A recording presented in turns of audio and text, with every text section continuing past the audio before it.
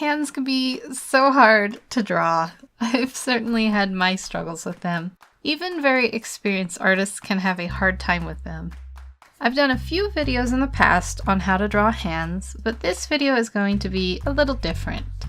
Hello everyone, I'm Miss Art Garden, and today, instead of talking about what you should do, I'm going to go over how not to draw hands, and more specifically, 5 common mistakes to avoid.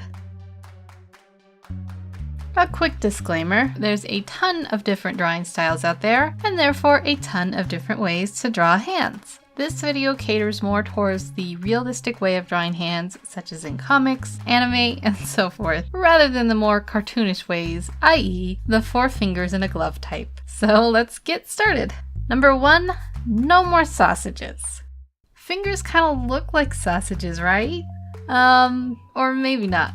It's easy when trying to simplify the shape of fingers in your mind to think of sausages, but don't draw just a long shape with a bulbous round end.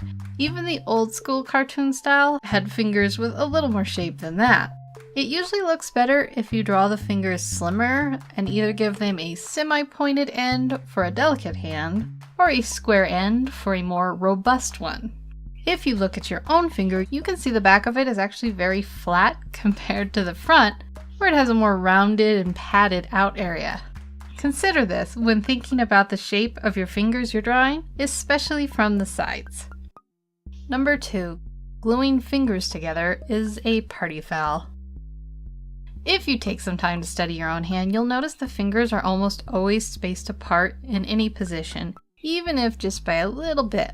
Try this. Stick your hand out flat like you're about to give someone a high five. Now draw your fingers in so they are all touching. Do you feel that little bit of muscle strain? It's not a natural thing for the fingers to be glued together like that, unless you're doing something like clenching them in a fist. So think about that when you're drawing your hand. If it's in a position where you can see between the fingers, make sure to add the space, even if it's just a little sliver of an area. Show the webbing in between them if the fingers are spread out. And if you're drawing your hand from the side, consider which individual fingertip ends, separate and apart from each other. Number 3, don't forget the palm. Sometimes I see people who've drawn the arm down and then start the fingers at the wrist.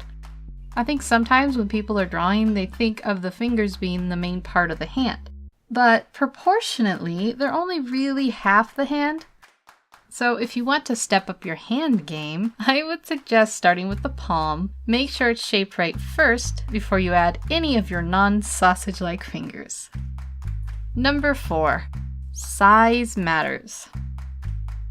Sometimes the hand is drawn perfectly well, but something about it looks really off. There's plenty of reasons why this could be the case, but a common one is that the hand can be drawn much too small in proportion to the rest of the body.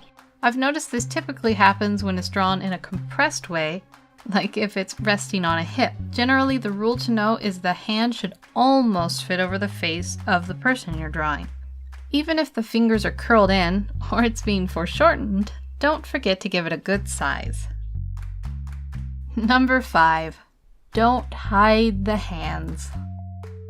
Even badly drawn hands are better on a piece of work than having them hidden.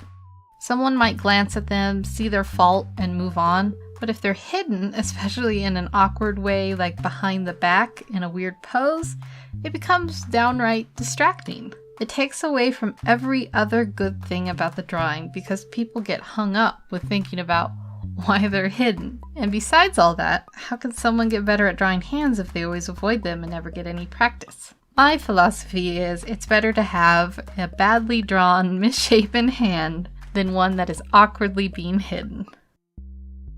Number 6, hands are not dead fish, aka draw them lively.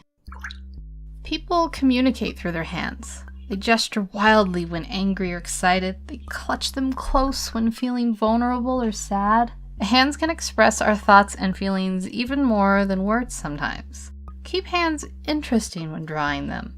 Give them something to do, something to grasp or point at, or fabric to clench. Make them wave or rest on a hip in a sassy way. Make them hang dejectedly when someone's sad, or spread their fingers out when someone's scared. However you draw them, just don't forget to give them a life of their own. So those are my tips on how not to draw hands. If you want to see a tutorial of how to draw them, click on the little box that's coming up right now. I hope you all have a wonderful day. Take care, and I will see you in the next video.